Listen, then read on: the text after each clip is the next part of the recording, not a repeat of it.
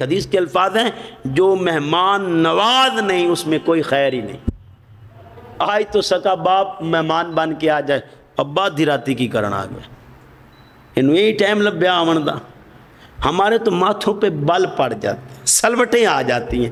نہیں صاحب، جس کے مہمان کے آنے پر چہرے کھل جائے سمجھو کہ وہ خیر رکھتا ہے، اور جس کا دل مرجھا جائے اپنے دل سے پوچھ لے۔ میں اپنے دل سے پوچھوں گا، جب مہمان کی آمد پر اگر دل کھلکھلا اٹھے تو سمجھ لینا تجھ پر اللہ کا کرم ہے۔ تو دوستان گرامی قدر ذہن نشین کر لیں، حضرت موسیٰ علیہ السلام کو ایک دن خالق کبریا نے کہا، موسیٰ مجھ سے اس منہ سے مانگ جس منہ سے کبھی گناہ نہیں۔ تو حضرت موسیٰ علیہ السلام کہتے ہیں وہ کیسے؟ کہا اپنے دسترخوان کو وسیع کر دے، اپنے دسترخوان کو وسیع کر دے، بڑھاتا جا، اس پر اچھے لوگ بھی آئیں گے، گندے لوگ بھی آئیں گے، وہ لوگ بھی آئیں گے جو مانگیں گے تو تیرا رب تیری دعا کو قبول کرے گا اور تیرے دسترخوان کو وسیع تر کرتا جائے گا۔ آؤ دوستان گرامی قدر، آج میں اور آپ اپنے حالات دیکھیں، ذہن نشین کر لیں۔ آقا رحمت صلی اللہ علیہ وآلہ وسلم کے پاس ایک عورت آئی، اس نے شکایت کی، جو میرا بندہ ہے نا بڑا مہمان نواز ہے، مہمان آ جائے تو اس کو چاہ چڑھ جاتے، کبھی کوئی چیز بنواتا ہے مجھ سے، کبھی کوئی چیز بناتا ہے، کوئی مہمان آ جائے تو کہتا ہے یہ بنا دو، اب مہمان آیا، وہ جاتا ہے تو دوسرا آ جاتا ہے کہتا ہے یہ بنا دو۔ یہ شکایت کی عورت نے اپنے خاوند کی، حضور میں تھک جاتی ہوں۔ حضور فرماتے اچھا میں بات کرتا ہوں تیرے خاوند سے۔ حضور نبی محتشم صلی اللہ علیہ وآلہ وسلم نے اس عورت کے خاوند کو بلایا، کہا آج میں آپ کا مہمان ہوں۔ ہائے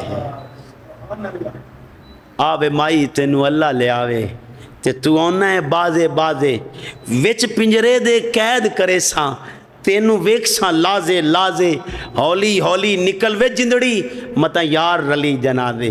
تو دوستان گرامی قدر، حضرت خواجہ غلام فرید کی قلم تڑپ کے بولی کہ ایک واری لنگا تو ساڑی جاتے، داریاں کرے سا میں سکہ لا کے، پھل پان مصری الائچی منگے ساں، اتنا تھی پھلان دی مل دھوے ساں، کنگی کرے ساں کول بٹھے ساں، دلہا بنا کے ایک واری لنگا تو ساڑی جاتے۔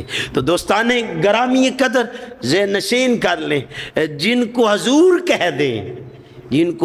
کہہ دے میں آپ کا مہمان ہوں، اس کے تو پاؤں زمین پر نہ لگے۔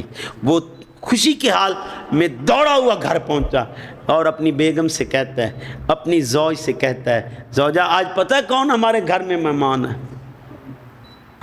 آج ہمارے بخت جاگ اٹھے، آج ہمارا ہم مقدر کے سکندر بن گئے، آج ہماری قسمت کا ستارہ عروج پر ہے، آج اس رفت پر ہے جس کا بیان بھی زبان نہیں کر سکتی۔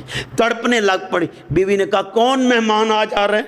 کہا آج تاجدار رحمت ہمارے گھر میں مہمان بن کے آ رہے ہیں۔ تو دوستان گرامی قدر، دونوں میاں بیوی خوشی میں اتنے نڈھال ہو چکے ہیں، دائیں گھومتے ہیں بات بھول جاتی ہے، اب کیا بنائیں حضور کے لیے، اب یہ بنا لیں، اب یہ بنا لیں، جو بھی اس وقت کی معروف اور حضور کی مرغوب غذا تھی وہ ساریاں تیار ہو رہی ہیں اور ساتھ خوشیاں بھی منائی جا رہی ہیں۔ ہم تو بخت والے ہیں، حضور نے خود ہمارا مہمان بننے کا ہمیں کہا ہے کہ وہ ہمارے گھر میں آ گئے ہیں، ان کے آ جانے سے آ جاتی ہے منہ پہ رونق، وہ سمجھتے ہیں کہ بیمار کا حال اچھا ہے۔ تو دوستان گرامی قدر، جو شکایت کرنے گئی تھی، جو گلہ کر گئی تھی اپنے خاوند کا، وہی کہہ رہی تھی اب یہ بناتے ہیں حضور کے لیے، اب یہ بناتے ہیں۔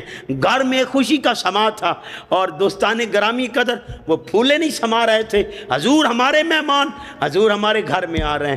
دوستان گرامی قدر، ایک عجیب سی خوشی کی لہر گھر میں تھی، میاں بیوی آپس میں خوشی سے باتیں کر رہے تھے، حضور ہمارے گھر میں مہمان، حضور تشریف لائے۔ تو دوستان گرامی قدر، انہوں نے حضور کو کھانا دیا، حضور کھانا تناول کرنے کے بعد جب واپس لوٹنے لگے، حضور فرماتے ہیں میری پشت کی طرف دیکھنا، میری پشت کی طرف دیکھنا۔ تو دوستان گرامی قدر، جب پشت کو دیکھا اس عورت نے اور اس کے بندے نے تو بہت سارے مولک حشرات، موذی حشرات حضور کے پیچھے تھے۔ حضور فرماتے ہیں دیکھ رہے ہو جب مہمان گھر میں آتا ہے اپنا رزق لے کے آتا ہے اور اللہ کی طرف سے رحمتیں لے کے آتا ہے اور تمہارے گھر کی بیماریاں اپنے ساتھ لے کے جاتا ہے۔ اگر چاہتے ہو کہ گھر سے بیماریاں ختم ہوں تو مہمان نواز ہو جاؤ، اگر چاہتے ہو کہ گھر سے تنگی ختم ہو جائے تو مہمان نواز بنو۔ مجھے میں بزرگ سے سیکھا تھا کہ وہ کہتے ہیں بیٹا جب رزق کی تنگی گھیر لے تو اپنے نبی کی بات مان لو، نبی کی بات مان لو، اللہ کی رحمتیں اس گھر میں ہوتی ہیں۔ حضور فرماتے ہیں جب تک مہمان گھر میں رہتا ہے اللہ کی رحمتوں کا نزول ہوتا رہتا ہے۔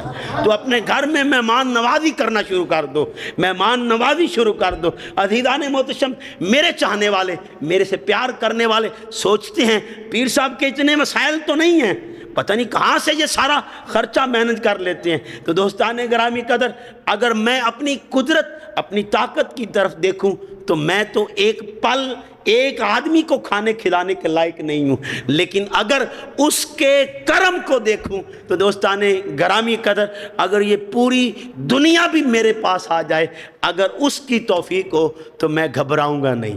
اور دوستان گرامی قدر اس گھر سے رحمت کبھی نہیں جاتی جس گھر سے مہمان رخصت نہیں ہوتے۔ مہمان اس کے گھر میں آتے جاتے رہتے ہیں، رحمتیں بھی اس کے گھر میں آتی جاتی رہتی ہیں۔